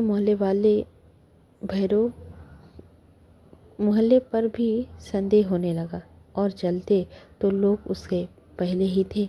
अब सारा मोहल्ला उसका दुश्मन हो गया। यहाँ तक कि अंत में वह घर वालों पर भी अपना क्रोध उतारने लगा। सुबह की पर भी फिर मार पड़ने लगी। तूने मुझे चौपट किया। तू इतनी बेखबर ना होती तो चोर कैसे घर में घुस जाता। मैं तो दिन भर दूरी दुकान करता रहता हूँ, थक कर सो गया तो तू घर में पड़े पड़े क्या करती थी। अब जहाँ के बने मेरे रुपये ला, नहीं तो जीता ना छोड़ूंगा। अब तक उसकी अपनी माँ का हमेशा अदब किया करता था, पर अब उसकी भी ले दी तमाशा। तू कहाँ करती है कि तू रात को नींद नहीं आती, रात भर जागती रहती हूँ। उस दिन तुझे कैसे नींद आ गई। सारांश यह था कि उसके दिल में किसी की इज्जत नहीं, किसी के विश्वास, किसी का संदेश ना रहा। धान के साथ स्वभाव भी दिल से निकल गए। जगधर को देखकर भी उसका आंख में खून उतर जाता था। उसे बार बार छेड़ता कि कहीं वह गर्म पड़े तो वह खबर लूँ, पर जगधर उससे बचता रहता था। वह खुली छोटे उसके आशय छिपे वार करने में अधिक कुशल था। एक दिन संध्या समय जगधर तहीर अली के पास आकर खड़ा हो गया। तहीर अली ने पूछा, कैसे चले जी। जगधर, आपसे एक बात करने आया हूँ। आप बकरी की दरोगा अभी मुझसे मिलने आए थे, पूछते थे भैरव का गोदाम पर दुकान रखता है कि नहीं। मैंने कहा साहब मुझे नहीं मालूम, तब चले गए। पर आजकल में वह इतनी तहकीकात करके ज़रूर आएंगे। मैंने सोचा कहीं आपसे भी शिकायत ना कर दे, इसीलिए दौड़ा आया। तहीर अली ने दूसरे ही दिन भैरव को वहाँ से भगा दिया। इसके कई दिन बाद वे एक रात के समय सूरदास बैठा भोजन कर रहा था कि जगधर ने आकर कहा, क्यों सूर्य, तुम्हारी अमानत तो तुम्हें मिल गई ना। सूरदास ने आघात भाव से कहा, कैसी अमानत। जगधर, वही रुपया जो तुम्हारी झोपड़ी से उड़ गए थे। सूरदास, मेरे पास रुपये कहाँ थे। जगधर, अब मुझसे ना उड़ो, रत्ती रत्ती बात जानता हूँ और खुश हूँ कि किसी तरह तुम्हारी चीज़ उस पापी के चुंगल से निकल आई। सुभागी अपनी बात की पक्की औरत है। सूरदास, जगधर, मुझे इस झमेले में ना घसीटो, गरीब आदमी हूँ। भैरव के कान में जरा भी भनक पड़ गई तो मेरी जान तो ले ही लेगा, पहले सुभागी का गला घोट देगा। जगधर, मैं उससे कहने थोड़े ही जाता हूँ, पर बात हुई मेरे मन में। बच्चा ने इतने दिनों तक हलवाई की दुकान पर खूब दादे की पतिया पड़ा, धरती पर पाँव ही ना पड़ता था। अब बेहोश होश ठिकाने आ जाएंगे। सूरदास, तुम नाहक ही मेरी जान के पीछे पड़े हो। जगधर, एक बार खिलखिलाकर हंस दो तो मैं चला जाऊं। अपनी गई हुई चीज़ पाकर लोग फूले नहीं समाते। मैं तुम्हारी जगह होता तो नाचता कूदता गाता बजाता थोड़ी ही देर के लिए पागल हो जाता, इतना हंसता कि पेट में बागोला पड़ जाता, और तुम सोट बने बैठे हो। लो हंस दो। सूरदास, इस वक्त हंसी नहीं आती। जगधर, क्यों नहीं आती, मैं तो हंसा दूंगा। यह कहकर उसने सूरदास को गुदगुदाना शुरू किया। सूरदास विवेकशील आदमी था, ठट्टे मारने लगा। इस समय परिहास का विचित्र दृश्य था। दोनों रंगशाला के नटों की भांति हंस रहे थे और यह खबर न थी कि इस हंसी का परिणाम क्या होगा। शाम की मारी सुभागी इस वक्त बनिए की दुकान पे जींस लिए आ रही थी। सूरदास के घर की अट्टहास की आकाश विधि ध्वनि सुनाई तो चकराई। अंधों कुएं में पानी कैसे, आकर द्वार पे खड़ी हो गई और सूरदास से बोली, आज क्या मिल गया सूरदास, जो फूले नहीं समाते। सूरदास ने हंसी रोककर कहा, मेरी थैली मिल गई, चोर के घर में छिछोरा पैदा। सुभागी, तो सब माल अकेले हजम कर जाओगे। सूरदास, नहीं, तुझे भी एक कंठी ला दूंगा, ठाकुर जी का भजन करना। सुभागी, अपनी कंठी धार रखो, मुझे एक सोने का कंठा बनवा दो। सूरदास, तब तो तू धरती पर पाँव ही ना रखेगी। जगधर, इसे चाहे कंठा बनवाना या ना बनवाना, इसकी बुढ़िया को एक नथ जरूर बनवा देना। पोपले मुंह पर नथ खूब खिलेगी, जैसे कोई बंदरिया नथ पहनने हो। इस पर तीनों ने ठट्ठा मारा। संयोग से भैरव भी उसी वक्त थाने से चला आ रहा था। ठट्टे की आवाज़ सुनी तो झोपड़ी के अंदर झाँका। ये आज कैसे गुलछल्ले उड़ रहे हैं। यह तिकदम देखा तो आँख में खून उतर आया, जैसे किसी के कलेजे में गर्म लोहा रख दिया हो। क्रोध से उन्मत्ता हो उठा। सुभागी को कठोर से कठोर, अश्लील से अश्लील दुर्वचन कहे, जैसे कोई सुरमा अपनी जान बचाने के लिए अपने शास्त्रों का घातक से घातक प्रयोग कर रहे। तू उल्टा है, मेरे दुश्मनों के साथ हंसती है, फंसा कहीं की, ठके ठके पर अपनी रुबारू बेचती है। खबरदार, जो आज से मेरे घर में कदम रखा, खून चूस लूँगी। अगर अपनी कुशल चाहती हो तो इस अंधे से कह दें, फिर मुझे अपनी सूरत ना दिखाए, नहीं तो इसकी और तेरी गर्दन एक ही गड़ासे से काटूंगा। मैं तो इधर उधर मारा फिरूं और यह कल मुही यारों के साथ नोक-झोंक करे। पापी अंधों की मौत भी नहीं आती कि मोहल्ला साफ हो जाता। ना जाने इसका कर्म में क्या क्या दुख भोगना लिखा है। शायद जेलर में चक्की पीसना मरेगा। यह कहता हुआ चला गया। सुभागी को काटो तो बदन में खून नहीं, मालूम हुआ सिर पर बिजली गिर पड़ी। जगधर दिल में खुश हो रहा था, जैसे कोई शिकारी हिरनी को तड़पते देखकर खुश हो।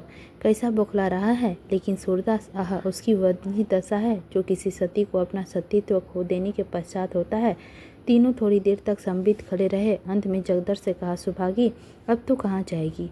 सुभागी ने उसकी ओर विसत्र नेत्रों से देखकर कहा, अपने घर जाऊंगी, और कहाँ? जगदर, बिगड़ा हुआ है, प्राण लेकर छोड़ेगा। सुभागी चाहे मारे चाहे जिलाए, घर तो मेरा वही है। जगदर, कहीं और क्यों नहीं पड़ी रहती? गुस्सा उतर जाए तो चली जाना। सुभागी, तुम्हारे घर चलती हूँ, रहने दोगे? जगदर, मेरे घर? मुझसे तो यह यूं ही चलता है, फिर तो खून ही कर डालेगा। सुभागी, तुम्हें अपनी जान इतनी प्यारी है तो दूसरा का कौन उसको बैर मोल लेगा? यह कहकर सुभागी तुरंत अपने घर की ओर चली गई। सूरदास ने हाँ नहीं कुछ ना कहा। उसके चले जाने के बाद जगदर बोले, सूर्य, तुम आज मेरे घर चलकर सो रहो। मुझे डर लग रहा है कि भैरव रात को कोई उपद्रव ना मचाए। बदमाश आदमी है, उसका कौन ठिकाना, मारपीट करने लगे। सूरदास, भैरव जितना नादान समझते हो उतना वह है नहीं, तुमसे कुछ ना बोलेगा, सुभागी को जी भर मारेगा। जगदर, नशे में उसे अपनी सुध-बुधा ना रहती। सुखदार, मैं कहता हूँ तुमसे कुछ ना बोलेगा। तुमने अपने दिल में कोई बात नहीं छिपाई, मुझसे लड़ाई करने की उसे हिम्मत ना पड़ेगी। जगदर का यह भय शांत तो ना था, पर सूरदास की ओर से इशारा होकर चला गया। सूरदास सारी रात जागता रहा। इतने बड़े लाछन के बाद उसे अब यहाँ रहना लज्जाजनक जान पड़ता था। अब मुंह में कालिख लगाकर कहीं निकल जाने के सिवा और कोई उपाय न सूझता था। मैंने तो कभी किसी की बुराई नहीं की, भगवान मुझे क्यों दंड दे रहे हैं? यह किन पापियों को प्रायश्चित पड़ रहा है? तीर्थ यात्रा में चाहे यह पाप उतर जाए, कल कहीं चल देनी चाहिए। पहले ही भैरव ने मुझ पर यही पाप लगाया था, लेकिन आज सारे मोहल्ले के लोग मुझे मानते थे। उसकी यह बात हंसी में उड़ गई। उल्टे लोगों के ने उसी को डांटा। अब की तो सारा मोहल्ला मेरा कालिख लग जाएगी। नहीं, अब यहाँ से भाग जाने में ही कुशल है। देवताओं की शरण लूँ। अब मेरी रक्षा कर सकते हैं तो बेचारी सुभागी का क्या हाल होगा? भैरव अब की उसे छोड़ देगा। इधर मैं भी चला जाऊंगा तो बेचारी कैसे रहेगी? उसके नैहर में भी तो कोई नहीं है। जवान औरत है, मेहनत मजदूरी कर नहीं सकती। न जाने कैसी पड़े कैसी ना पड़े। चलकर एक बार भैरव को अकेले में सारी बातें साफ साफ कह दूं। भैरव से मेरी कभी सफाई से बातचीत नहीं हुई। उसके मन में गांठ पड़ी हुई है। मन में मैल रहने ही से उसे मेरी ओर से ऐसी भरम होता है। जब तक उसका मन साफ न हो जाए मेरा यहाँ तक जाना उचित नहीं। लोग कहेंगे काम किया है तभी तो डर कर भागा। ना कहता तो डरता क्यों? ये रुपये भी उसे फेर दूँ, मगर जो उसने पूछा कि ये रुपये कहाँ मिले तो सुभागी का नाम ना बताऊँगा। कह दूँगा मुझे झोपड़ी में रखे हुए मिले। इतना छिपाए बिना सुभागी की जान ना बचेगी। लेकिन पर्दा रखने की सफाई कैसी होगी? छिपाने का काम नहीं, सब कुछ आदि से अंत तक सच सच कह दूंगा, तभी तो उसका मन साफ होगा। इस विचार में उसे बड़ी शांति मिली, जैसे किसी कवि की उजली हुई समस्या को पूर्ति से होती है। वो तड़के से उठा और जाकर भैरव के दरवाजा पर आवाज़ दी। भैरव सोया हुआ था। सुभागी बैठी रो रही थी। भैरव ने उसके घर पहुंचते ही यह यथाविधि ताड़ना की थी। सुभागी ने सूरदास की आवाज़ पहचानी, चौकी कि वह इतनी तड़के कैसे आ गया, कहीं दोनों में लड़ाई ना हो जाए। सूरदास कितना बेलिष्ट है, यह बात उससे छिपी ना थी। डरी कि सूरदास की रात की बातों का बदला लेने ना आ गया हो। यूं तो बड़ा सहनशील है, पर आदमी है, क्रोध आ गया होगा। झूठा इल्जाम सुनकर क्रोध आता ही है, कहीं गुस्से में आकर इन्हें मार ना बैठे। पकड़ जा पाएंगे तो प्राण ही लेकर छोड़ेंगे। सुभागी भैरव की मार खाती थी, पर घर से निकली जाती थी। लेकिन यह मजाल न था कि कोई बाहरी आदमी भैरव को कुछ कहकर निकल जाए, उसका मुंह नोच लेती। उसके भैरव को जगाया नहीं, द्वार खोलकर पूछा, क्या है सूर्य, क्या कहते हो? सूरदास के मन में बड़ी प्रबल उत्कंठा हुई। उससे पूछो रात तुम पर क्या बीती। लेकिन जब्त कर गया मुझसे उसकी वास्ता, उसकी स्त्री है, चाहे मारे चाहे दुलारे। मैं कौन होता हूँ पूछने वाला? बोला भैरव, क्या अभी सोता है? जरा जगा दे, उससे कुछ बातें करनी है। सुभागी कौन बात है, मैं भी सुनूं? सूरदास ऐसी ही एक बात है, जरा जगा तो दे। सुभागी इस वक्त जाओ, फिर कभी आकर कह देना। सूरदास दूसरा कौन वक्त आएगा, मैं सड़क पर जा बैठूंगा कि नहीं, देर ना लगेगी। सुभागी और कभी तो इतने तड़के ना आते थे, आज ऐसा कौन सी बात है? सूरदास ने चिढ़कर कहा, उसी से कहूँगा, तुमसे कहने की बात नहीं है। सुभागी को पूरा विश्वास हो गया कि यह इस समय आपे में नहीं है, जरूर मारपीट करेगा। बोली, मुझे मारा पीटा थोड़े ही था, बस वही जो कुछ कह सुना वहीं कह सुन रह गए। सूरदास चल, तेरे चिल्लाने की आवाज़ मैंने अपने कानों सुनी। सुभागी मारने को धमकाता था, बस मैं जोर से चिल्लाने लगी। सूरदास ना मारा होगा, मारता भी तो तू क्या, तो उसकी घरवाली है, जो चाहे करे, तुझे जाकर उसे भेज दे। मुझे एक बात कहनी है। जब अब भी सुभागी ना गई तो सूरदास ने भैरव के नाम लेकर जोर जोर से पुकारना शुरू किया। कई हाकों के बाद भैरव की आवाज़ सुनाई दी, कौन है? बैठो, आता हूँ। सुभागी यह सुनते ही भीतर गई और बोली, चाहते हो तो एक डंडा लेते जाओ, सूरदास है, कहीं लड़ने ना आया हो। भैरव चल बैठ, लड़ाई करने आया है, मुझसे तिरिया चरित्र मत खेल। सुभागी मुझे उसकी तैयारियां बदली हुई मालूम होता है, इसी से कहती हूँ। भैरव यह क्यों नहीं कहती कि तू उसे चढ़ा कर लाई है? वह तो इतना कीना नहीं रखता, उसके मन में कभी मैल नहीं रहता। यह कहकर भैरव ने अपनी लाठी उठाई और बाहर आया। अंधा शेर भी हो तो उसका क्या भय, एक बच्चा भी उसे मार गिराएगा। सूरदास ने भैरव से कहा, यहाँ और कोई तो नहीं है, मुझे तुमसे एक भेद बतानी है। भैरव कोई तो नहीं है, कहो क्या बात है। सूरदास तुम्हारे चोर का पता मिल गया। भैरव सच, जवानी कसम। सूरदास हाँ सच कहता हूँ, वह मेरे पास आकर तुम्हारे रुपये रख गया और तो कोई चीज़ नहीं गई थी। भैरव मुझे जलाने आए हो, अभी मन नहीं भरा। सूरदास नहीं, भगवान से कहता हूँ, तुम्हारी थैली मेरे घर में जयो का तयो पड़ी मिली। भैरव बड़ा पागल था, फिर चोरी काहे को की थी? सूरदास हाँ पागल ही था और क्या। भैरव कहाँ है, जरा देखो तो। सूरदास ने थैली कमर से निकालकर भैरव को दिखाई। भैरव ने लपक कर थैली ले ली, जयो का तयो बंद थी। सूरदास गिन लो, पूरे है कि नहीं? भैरव है, पूरे है, सच बचाओ, किसने चुराया था? भैरव को रुपये मिलने में इतनी खुशी न थी जितनी चोर के नाम जानने में उत्सुकता। वह देखना चाहता था कि मैंने जिस वक्त शक किया था वही है या और कोई।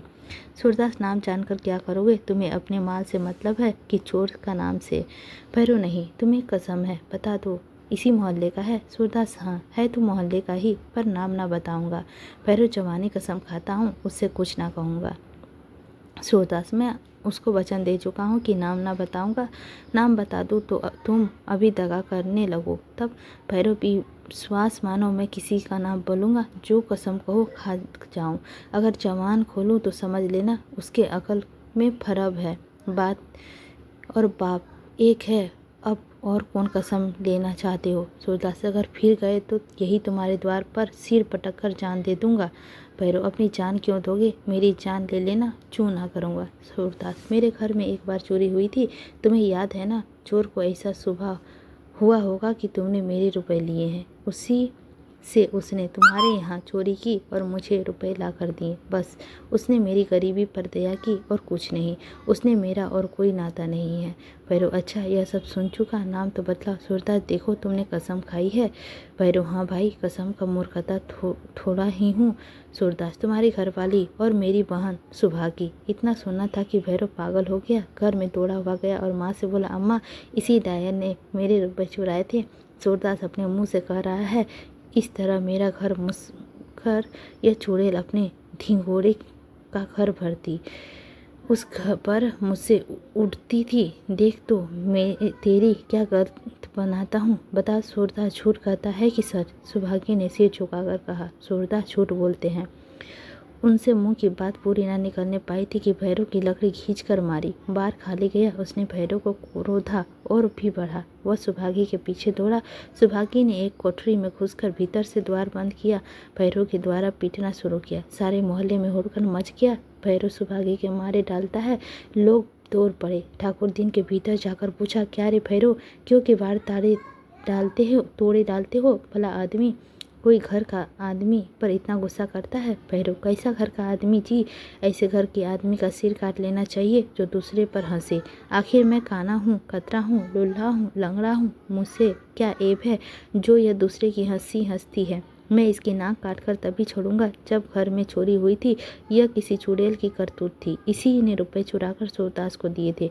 ठाकुर दी, सूरदास को? भैरव, हाँ, सूरदास को। बाहर तो खड़ा है, पूछते क्यों नहीं? उसने जब देखा कि अब चोरी न बचेगी तो लाकर सब रुपये मुझे दे गया। बजरंगी, अच्छा, तो रुपये सुभागी ने चुराए थे? लोगों ने भैरव का डंडा किया कि बाहर खींच लाएं। यहाँ सूरदास की टिप्पणियाँ होने लगी। किसी की हिम्मत ना पड़ती थी कि साफ साफ कहे। सबके सब डर रहे थे कि कहीं मेम साहब से शिकायत ना कर दे। पर अयोनिक्ति द्वारा अब सभी अपने मनोविचार प्रकट कर रहे थे। सूरदास को आज मालूम हुआ कि पहले मुझसे डरता था ना था, पर दिल पे सब इज्जत करते थे। अब सबके सब मुझसे डरते हैं, पर मेरी सच्ची इज्जत किसी के दिल में नहीं। उसे इतनी गलेनी हो रही है कि आकाश पर बर्ज गिरे और मैं यहीं जल भूंग जाऊं। ठाकुर दी ने धीरे से कहा, सूरे, तो कभी ऐसा ना था। आज से नहीं, लड़कपन से देखते हैं। नायक राम, पहले नहीं था, अब हो गया। अब तो किसी को कुछ नहीं समझता। नहीं, ठाकुर दिन प्रभुता पाकर सभी को मंद हो जाता है, पर सूर्य ने तो मुझे कोई ऐसी बात नहीं दिखाई देती। नायक राम, छिपा रुस्तम है। बजरंगी, मुझे तुम्हारे ऊपर शक था। बजरंगी हंसकर, पंडा जी, भगवान से कहता हूँ मुझे तुम्हारे ऊपर शक था। भैरव, और मुझसे जो सच पूछो तो जगदर पर शक था।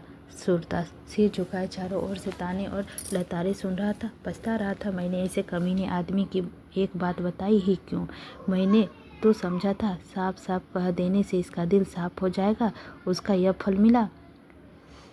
मेरे मुंह में कालिख लगा दी गई। उस बेचारी का न जाने क्या हाल हुआ होगा। भगवान अब कहाँ गए?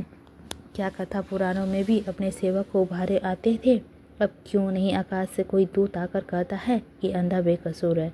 जब भैरव के द्वार पर यह अभिनय होते हुए आधा घंटे से अधिक हो गया तो सूरदास के ध्येय का प्याला छलक पड़ा और मौन बने रहना उसके विचार की गहरता थी, नीचता थी। एक सती पर इतना कलंक थोपा जा रहा था और मैं चुपचाप खड़ा सुनता हूँ। यह महापाप है। वह तनकर खड़ा हो गया और फटी आंखें फाड़ कर बोला, यारो, क्यों विपद के मारे हुए दुखियों के ही कीचड़ फेंक रहे हो?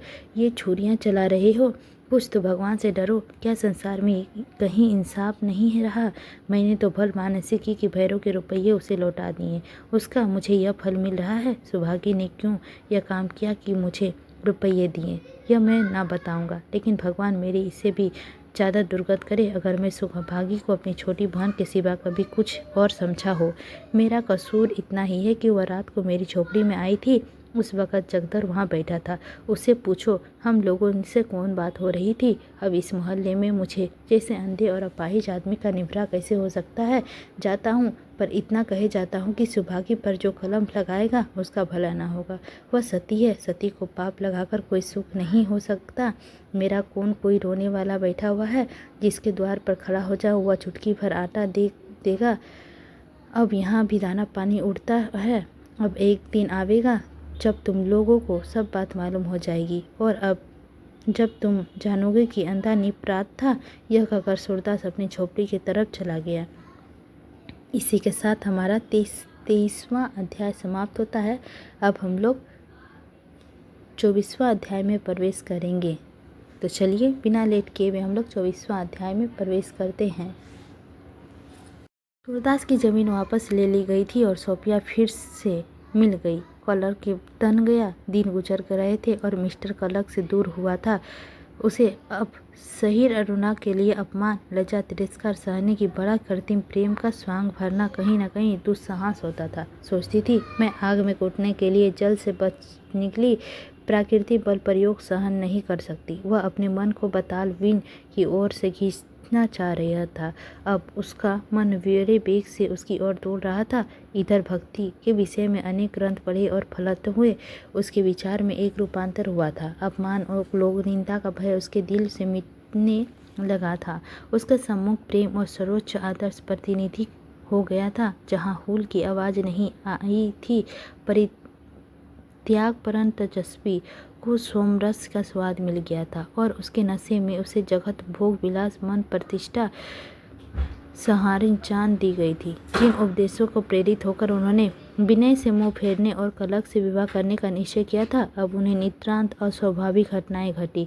रानी बटरफ्लाई के तिरस्कार ने उसके मन में पर अत्याचार करने के लिए उसके ऊपर आक्रमण किया था। अब उसे देखना ही न आता था कि मेरे आचरण में कल की कौन सी बात थी जिससे आचरित कहा था।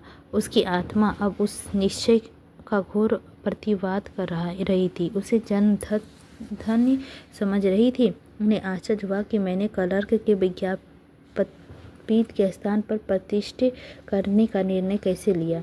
मिस्टर क्लर्क के सद्गुणों की कमी नहीं है, वह सुयोग है, शीलवान है, उदार है, सहृदय है। वह किसी भी स्त्री को आकर्षण कर सकता है जिसे धर्म सुख भोग की लालसा हो, लेकिन उसका त्याग कहाँ है, वह सेवा का भाव कहाँ है, वह जीवन का उच्छ्वास कहाँ है, वह वीर प्रतिज्ञा कहाँ है, वह त्याग का भाव कहाँ है। उन्हें अब प्रेमानुराग की कथाएं और रस प्रधान काव्य, जीव और आत्मा आदि का आनंदी पूर्वजन्म और मोक्ष आदि गूढ़ विषयों की व्याख्या दुनिया भर के आकर्षण रूप में देखा जा सकता था। इसी बीच में उन्हें कृष्णा के जीवन चरित्र पढ़ने का अवसर मिला और उन्होंने उस भक्ति को जड़ दी जो उन्हें प्रभु मसीह में था। वह मन में दोनों महान पुरुषों की तुलना करता है। ईसा मसीह की दया की पुण्यता में उन्हें कृष्ण के प्रेम के अधर्म शांति की अनुभूति हुई थी। अब तक उसने गीता में ही कृष्ण को देखा था और मसीह की दयालुता, सेवा भाव और पवित्रता के बारे में बताया था कि उसे कृष्ण की रहस्यमय जीवन गीता का जटिल ईश्वरीय उपदेशों से भी दुर्बोध ज्ञान प्राप्त हुआ था।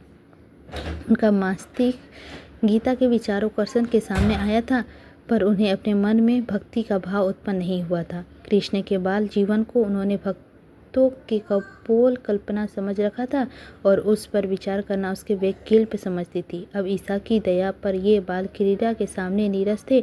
ईसा की मृत्यु में आध्यात्मिकता थी, कृष्ण के प्रेम में आध्यात्मिकता थी। ईसा की दया आकाश की भांति अनंत थी, कृष्ण के प्रेम नवकुसुमित नवपवल्पित उद्यान की भांति मनमोहक। ईसा की दया जल प्रवाह की मधुर तुरी थी, कृष्ण के प्रेम वंशी की व्याकुल तीर। एक देवता था, दूसरा मनुष्य, एक तपस्वी था, दूसरा कवि, एक में जागृति और आत्मज्ञान था, दूसरे में अनुराग और उन्माद। एक व्यवसाय था, नुकसान लाभ पर परस्पर शेयर करने वाला, दूसरा रसिया था, अपने सर्व को दोनों हाथों से लुटाने वाला। एक संज्ञामी था, दूसरा भोगी। अब सोफिया के मन में नित्य ऐसे ही प्रेम कीड़ा में बसा रहता था। कृष्ण ने उसे मोहित कर लिया था, उसे अपने वंशावली की ओनी सुना दी थी। मिस्टर क्लर्क की अब तक की सबसे हर्षप्रद फिल्में घटित हुई थी। उन्होंने कहा कि सारा प्रेमालाप एक परीक्षा में ही सफल नहीं हो सकता। वह बहुधा अमेरिकी रुख अपनाती है। वह बाहर से निकली और अपने बगल में कुर्सी खींचकर बैठ गया। उसने अपनी ओर आंखें भी नहीं खोली, यहाँ तक कि कई बार उसने अपनी धार्मिक श्रद्धा की मिस्टर क्लर्क और धर्म परायण हृदय की कठोर आघात पहुँचाया। सोफी एक रहस्य जानशी थी, उसका उद्घाटन करने में वह असहाय थी। उसकी हृदय सुंदरता, उसकी हृदय विरक्त छवि, उसकी अद्भुत विचारशीलता उन्हें जोर से अपनी ओर खींचती थी। सामान्य उसकी मानवता, विचार स्वाधीनता और अनम्रता उन्हें कर देती थी। उनके सम्मुख बैठे हुए वो अपनी लघुता के अनुभव कर रहे थे। पग पग में उन्हें पता चलता था कि मैं इसके लायक नहीं हूँ। इसी वजह से उन्हें इतने भूख लगने पर भी वचनबद्ध करने का साहस नहीं हुआ। मिसेस सेवक आग के ईंधन तलती रहती है, जहाँ एक और कला को उस्काती है, दूसरी ओर सोफी को समझाती है। तू समझती है, जीवन में ऐसे अवसर बार बार आते हैं। यह तेरी बहन है। मनुष्य को केवल एक अवसर मिलता है और वही उसका भाग्य निर्माण कर देता है। मिस्टर जॉन सेवक ने भी अपने पिता के आदेश पर दुरुखी चाल चलनी शुरू कर दी। वह गुप्त रूप से तो राजा महेंद्र सिंह का कल कुंवारे रहते थे। मिस्टर क्लर्क ने आदर सत्कार से कोई बात नहीं उठी थी। रेमी ईश्वर सेवक वह तो तुच्छ थे। खुदा ने सोफिया को मिस्टर क्लर्क के लिए ही बनाया था। वह यहाँ आए थे और भोजन भी कर गए थे, जैसे कोई भी ग्राहक अपने पीछे देखकर उसे ले जाता है और उसे दूसरी दुकान पर बैठने की जगह नहीं देता है, वैसे ही वह मिस्टर क्लर्क को बैठा रहता था और कोई ऊंची दुकान उन्हें आकर्षित कर ले। मगर ये शुभेच्छिकताओं को रहते हुए भी मिस्टर क्लर्क को अपनी सफलता दुर्भाग्य घटित हुई थी। सोफिया को इन दिनों बनवा श्रृंगार का बड़ा व्यसन हो गया था। अब तो मांग चोटी का वस्त्राभूषण भी कभी चिंता नहीं थी। भोग विलास की दूर रहना चाहता था। धर्म ग्रंथों की यही शिक्षा थी। शरीर नश्वर है, संसार असार है, जीवन मृग तृष्णा है, इसके लिए संसार संवर की आवश्यकता नहीं है।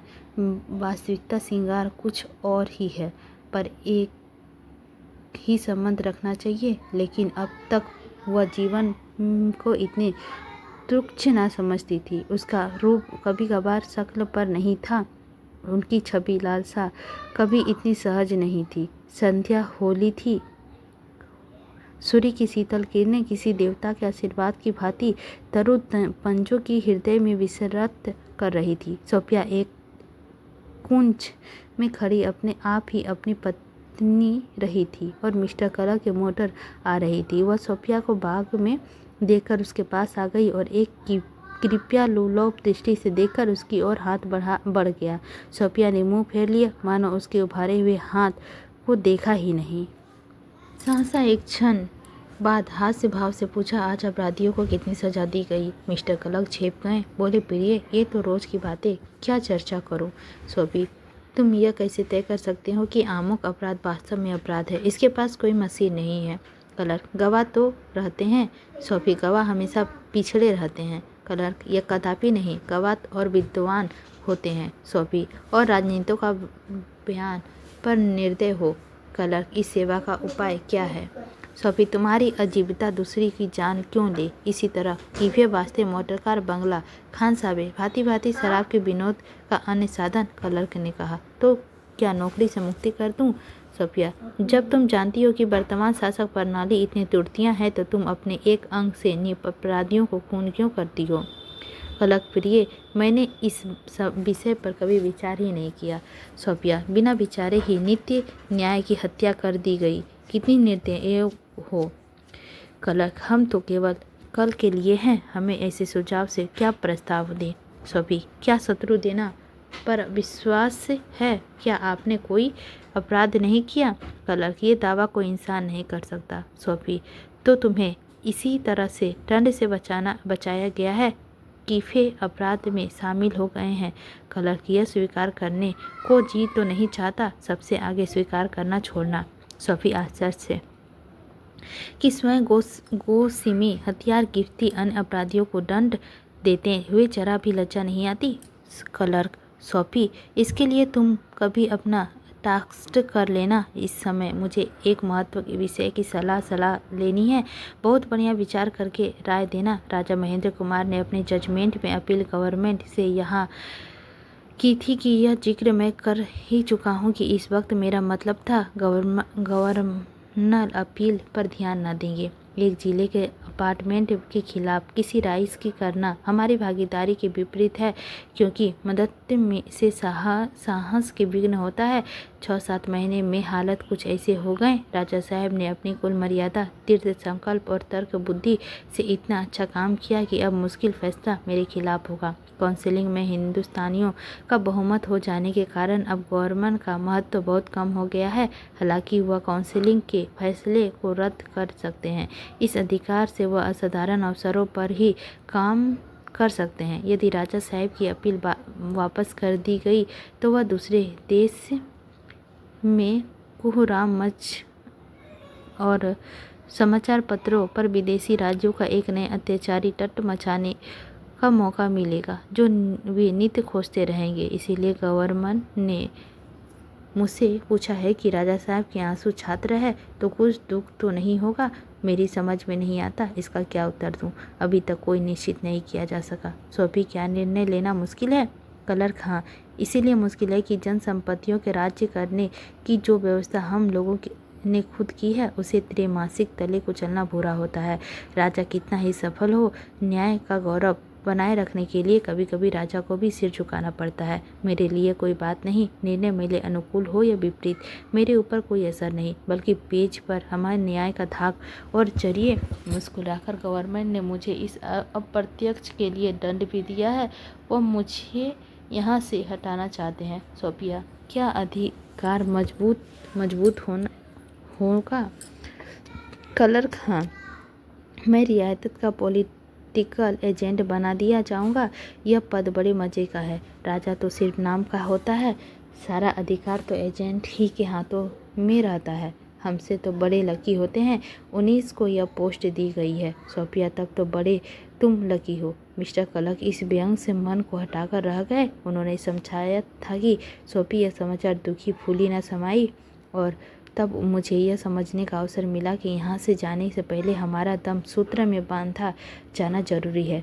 तब तो तुम बड़े लकी हो। इस निर्दयी व्यंग ने हम अपनी सारी अभिलाषाओं पर पानी फेंक दिया। इस वाक्य की निष्ठुरता, यह कटाक्ष, वह शैली भरी हुई थी जो मनुष्य की कोई परवाह नहीं था। विचार विमर्श की सहमति की प्रतीक्षा किए बिना मैंने अपनी इच्छा प्रकट की। कहीं तो इसे बुरा नहीं लगा। शायद समझती हो कि अपनी वैज्ञानिक कामना से यह इतनी रुचि हो रही है, पर उस बेबस अंधों की संभावना जरा भी परवाह नहीं कि क्या विचार किया जाएगा। अगर यही कल्पना था तो यह रोग ही क्यों छेड़ा? बोले, यह तो गलत निर्णय पर असंवैधानिक है। सोफी ने नाथ भाव से उत्तर दिया, इन विषयों में तुम मुझसे प्यार करते हो। क्लर्क, उस अंडों का फिक्र है? सोफी ने निर्दयता से कहा, उस अंडों में खुद तुम नहीं हो। क्लर्क, मैं मूल्यांकन करता प्रश्न करता हूँ और तुम्हें मुझी पर छोड़ दिया गया। सोफी, अगर मेरी वसीयत का इबादत अतीत हो तो? क्लर्क, मेरी बड़ी वीरता से उत्तर दिया। सोफी, मैं कैसे विश्वास करता हूँ कि मैं सब कुछ कर सकता हूँ? सोफी हंसकर, इसके लिए मैं विवाह बहुत अनुग्रहित हूँ। तीसरे में मिसेस सेवक वहाँ आ गए और क्लर्क वहाँ हंसकर बातें करने लगे। सोफी ने देखा अब मिस्टर क्लर्क को बनाने का मौका नहीं मिल रहा तो अपने कमरे में चली आई। देखा तो प्रभु सेवक वहीं बैठा है। सोफी ने कहा, इन चौधरी को अब अपने बोरियां बांधना संभालना चाहिए, किसी व्यापारी का एजेंट होंगे। प्रभु सेवक चौंकर, कब? सोफी, बहुत जल्द। राजा महेंद्र कुमार बेबेले देवता। प्रभु सेवक, तब तो तुम यहाँ कितने दिनों के लिए अतिथि हो? सोफी, मैं समलैंगिक विवाह ना करूँगी। प्रभु सेवक, सच? सोफी, हाँ, मैं कई दिनों से यह निर्णय कर रही हूँ पर प्रकट का अवसर ना मिला। प्रभु सेवक, क्या डरती थी? मैं कहाँ शोर न मचाऊंगा। सोफी, बात तो असल में यही थी। प्रभु सेवक, मेरी समझ में यह नहीं आती कि मुझ पर इतना विश्वास क्यों होता है। जहाँ तक मुझे याद है मैंने शादी किसी से नहीं की। सोफी, क्षमा करना प्रभु, न जाने मुझे पर विश्वास नहीं आता। तुमने अभी तक कुछ ऐसे लड़कपन है, कुछ ऐसा खोला हुआ निर्द्वंद इंसान हो। किसी कोई बात कहता है वही डरती हुई, जैसे कोई आदमी आदर्श तन्ही पर पैर रखता है। प्रभु सेवक, अच्छी बात है, यूं ही प्यार करो। दरअसल मैं कोई बात सुनता हूँ तो मेरे पेट में चूहे दौड़ते हैं और अब तक किसी से कह ना लूँ मुझे चैन ही नहीं आती। खैर, मैं इस जजमेंट पर बधाई देता हूँ। मैं स्पर्श तो नहीं कहा, कई बार संकेत कर चुका हूँ कि मुझे किसी की दशा पर क्लर्क को अपनी बहनोई बनाना पसंद नहीं है।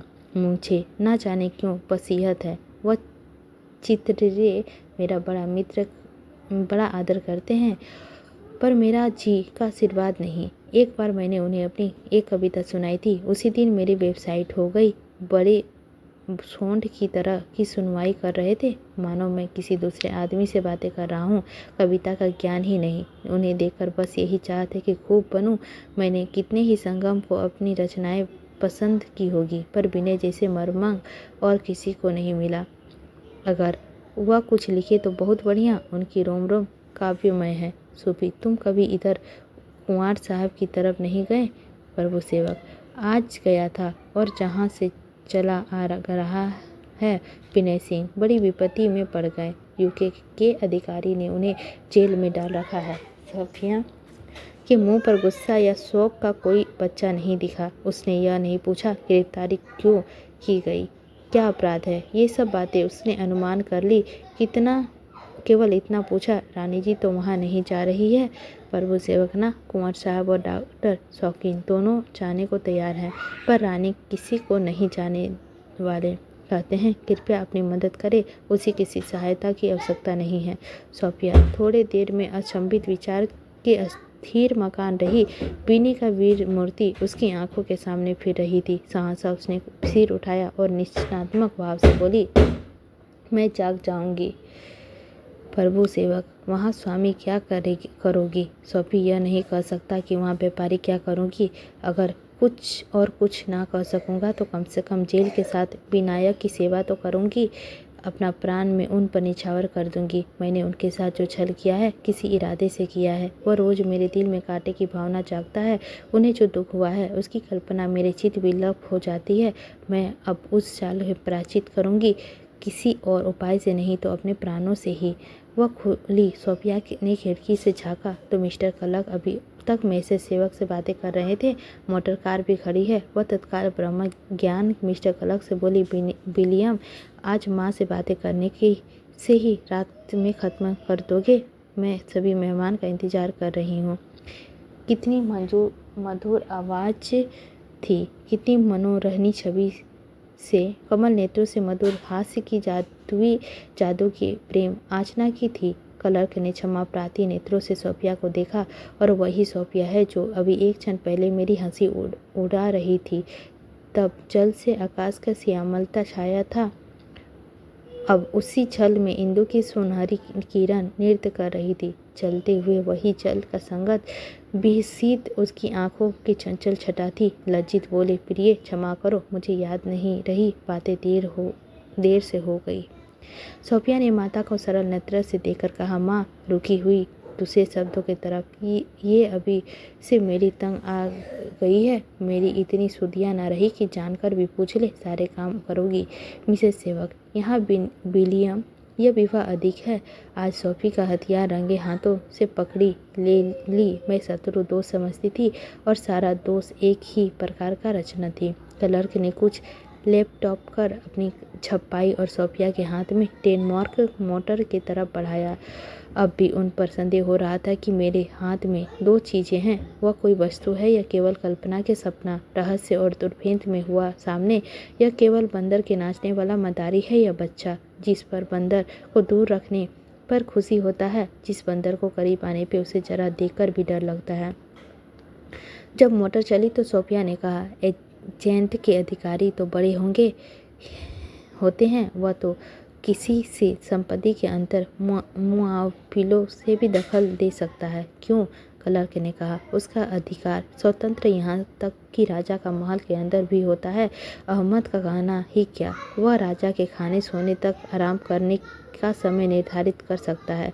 राजा किससे मिले, किससे दूर रहें, इसका आदर करे, किसका मिलन करे, ये सब बातें एजेंट के पीछे है। वह यहाँ तक कर सकता है कि राजा के विवाह पर कौन कौन से प्याले आएंगे, राजा के लिए कितनी और कितनी पोशाकें चाहिए, यहाँ तक कि वह राजा के विवाह का यह निर्धारित करेंगे। बस तुम समझो कि वह इनाम का खुदा होता है।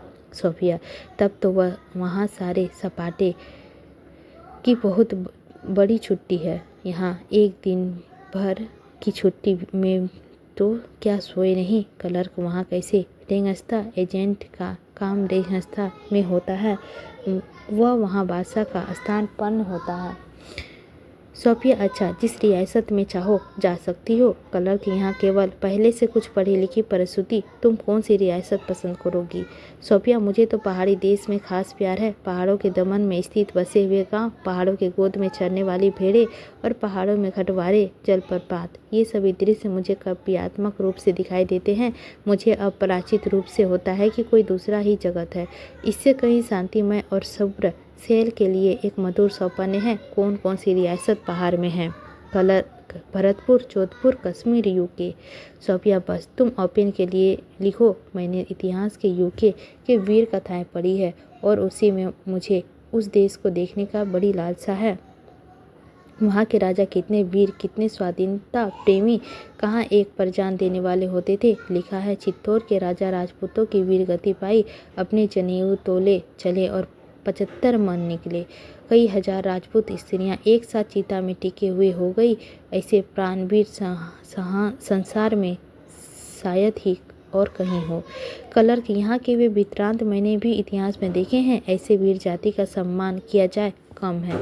यूके में राजा हिंदू राजा को सर्वश्रेष्ठ उदाहरण है। उसकी वीर कथाओं में अतिशयोक्ति में बहुत काम लिया गया है।